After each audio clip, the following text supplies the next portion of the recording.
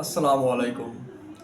বিশ্বকাপের সুপার এইটে নিজেদের দ্বিতীয় ম্যাচে আগামীকাল ভারতের বিপক্ষে মাঠে নামবে বাংলাদেশ দল। আসলে এই দলকে নিয়ে কিন্তু আমাদের প্রত্যাশা বলতে গেলে অনেক কমই ছিল। খুব কম সংখ্যক মানুষই ভেবেছিল যে বাংলাদেশ দ্বিতীয় পর্বে যেতে পারবে কিংবা সুপার এইটে উঠতে পারবে। বাট শেষ পর্যন্ত বোলারদের দুর্দান্ত পারফরমেন্সের সুবাদে কিন্তু বাংলাদেশ সুপার এইট খেলার যোগ্যতা অর্জন করে। সুপার এইটে নিজেদের প্রথম ম্যাচে বাংলাদেশ মুখোমুখি হয়েছিল অস্ট্রেলিয়ার বিপক্ষে, যেটি আজ সকাল 6:30টায় অনুষ্ঠিত হয়। সেই ম্যাচটি নিয়ে আসলে সকালের মাঝেই ব্যাপক উন্মাদনা ছিল যে শক্তিশালী দলের বিপক্ষে খেলা বাংলাদেশ কেমন করে কিংবা না করে সেটি দেখার অপেক্ষায় অনেকেই ছিল। তো ম্যাচে আমরা যেটা দেখলাম যে বাংলাদেশ প্রথমে ব্যাটিংয়ে নামে। অ্যাজ ইউজুয়াল এই বিশ্বকাপে আমরা যেটা দেখছি যে টপ অর্ডারদের ব্যর্থতা সেটি এই ম্যাচেও কন্টিনিউ ছিল। বিশেষ করে তানজিদ তামিম ইনিংসের শুরুতেই চলে গেলে বাংলাদেশ কিছুটা চাপেই পড়ে। তারপর লিটন দাস এবং অধিনায়ক নাজমুল হোসেন শান্ত দলের হাল ধরার চেষ্টা করলেও তারা কিন্তু বর্তমানে আধুনিক যুগে যে টি-20-তে যে রান রেটের যে ব্যাপারটা থাকে সেটা কন্টিনিউ করতে পারেনি। বিশেষ করে লিটন দাস 25 বল খেলে যে 16 রানের ইনিংস খেলেছে, সেটা আসলে এই যুগের সাথে খুবই বড্ডই বেমানান। লিটন যখন ব্যাটিং করে তখন কিন্তু পাওয়ার প্লে চলছিল, যেখান থেকে ভালো রান আদায় করা সম্ভব, কিন্তু জানি না কি কারণে তিনি এরকম রক্ষণাত্মক ভঙ্গিতে খেললেন এবং মূল্যবান 25টি বল নষ্ট করে মাত্র 16 রানের ইনিংস খেললেন। এই ম্যাচে আসলে সকলেরই প্রত্যাশা ছিল, আমরা যারা বাঙালি আমরা চেয়েছিলাম যে বাংলাদেশ ম্যাচটা জিতুক, আর নিজ দেশ হিসেবে এটা চাওয়াটাই স্বাভাবিক।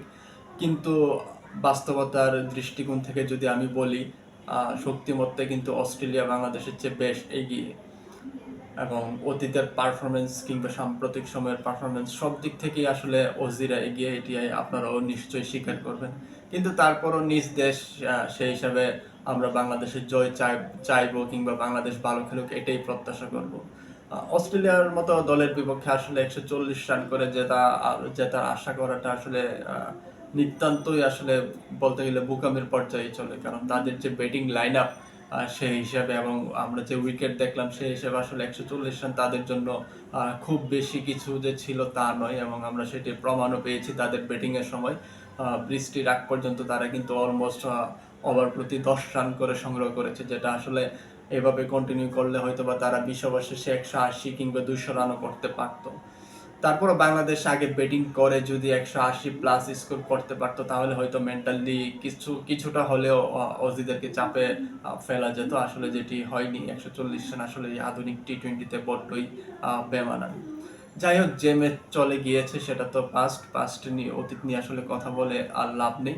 আগামীকাল আমাদের দ্বিতীয় ম্যাচ ইন্ডিয়ার বিপক্ষে, এবং এরপরে আরেকটি ম্যাচ রয়েছে হচ্ছে আফগানিস্তানের বিপক্ষে। এই দুটি ম্যাচ জিতলেও কিন্তু বাংলাদেশের বেশ ভালো সম্ভাবনা থাকবে সেমিফাইনাল খেলার ক্ষেত্রে। ভারতের বিপক্ষে বাংলাদেশ সাম্প্রতিক সময় যখন ভারতের বিপক্ষে মাঠে নামে তখন কিন্তু একটা বাংলাদেশ ভারত একটা যে দ্বন্দ্ব বা যে একটা ক্ল্যাশ সামাজিক যোগাযোগ মাধ্যম বা বিভিন্ন বিতর্কিত ইস্যুর কারণে সেটা কিন্তু ম্যাচেও বেশ ভালোই প্রভাব ফেলে, এবং অন্যান্য বড় দলগুলোর তুলনায় বাংলাদেশ বরাবরই কিন্তু ইন্ডিয়ার বিপক্ষে ভালো খেলে। আগামীকালও আশা করি বাংলাদেশ ইন্ডিয়ার বিপক্ষে ভালো খেলবে, আর খেলায় জয় পরাজয় থাকবেই। হয়তো বাংলাদেশ জিতবে, নয়তো ইন্ডিয়া জিতবে, বাট বাংলাদেশ ভালো খেলুক এটাই হচ্ছে মূল কথা। আর সেই ভালো খেলতে গেলে মূল দায়িত্বটা কিন্তু ব্যাটারদেরকেই নিতে হবে, কারণ এই টুর্নামেন্টে এখন পর্যন্ত বলাররা যে খুব বেশি খারাপ করেছে কিংবা খুব বেশি খারাপ খেলেছে সেটি আসলে বলা যায় না। বাট ব্যাটসম্যানদেরকে আরও দায়িত্বশীল হতে হবে, বিশেষ করে ওপেনিং আমাদের যে টপ অর্ডার ব্যাটার রয়েছে তিনজন, তানজিদ তামিম, অধিনায়ক শান্ত এবং লিটন দাসকে, এই তিনজন যদি বাংলাদেশকে একটি ভালো শুরু এনে দিতে পারে এবং শেষ দিকে সাকিব ও মাহমুদুল্লাহ রিয়াদ রয়েছে, তারা যদি ভালো একটা ফিনিশিং দিতে পারে, আমি বিশ্বাস করি বাংলাদেশের খুবই ভালো সম্ভাবনা রয়েছে চ্যালেঞ্জিং স্কোর দাঁড় করানো। আরেকটি ব্যাপার, এই বিশ্বকাপে আমরা আসলে সাকিবকে যেরকম ভাবে চিনি বা সাকিব বলতে আমরা যে সাকিবকে আমরা এতদিন দেখে আসছি, আসলে ওইরকম সাকিবের পারফরমেন্স কিন্তু আমরা পাচ্ছি না। খুব সম্ভবত উনি পুরোপুরি ফিট নয়, আসলে হালকা একটু প্রবলেমে উনি সাফার করতেছে, যেটা হচ্ছে আমরা অনুশীলনও দেখেছি। হয়তোবা সেই কারণে আসলে নিজের সেরাটা দিতে পারছেন না, বাট এরকম বিগ টুর্নামেন্টে সাকিবের মতো স্টার প্লেয়ারের কাছ থেকে আমাদের প্রত্যাশাটা আরও বেশি নিঃসন্দেহে।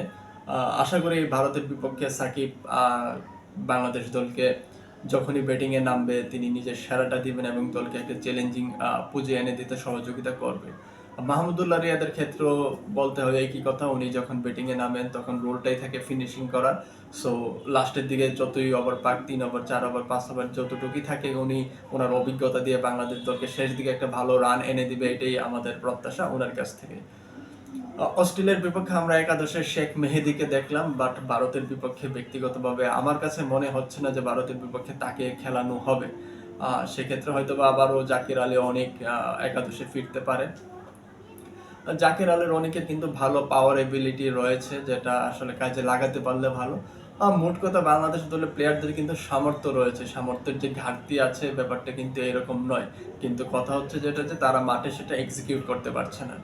মাঠে এক্সিকিউট করতে পারলে এই দল দ্বারা বাংলাদেশের যে বর্তমান স্কোয়াডটা রয়েছে সেটা দ্বারা আরো ভালো কিছু প্রত্যাশা করাই যেতে পারতো। তারপরও দিন শেষে নিজের দল আমাদের সবসময় সমর্থন থাকবে এবং সমালোচনাও থাকবে, সেটা অবশ্যই গঠনমূলক হবে।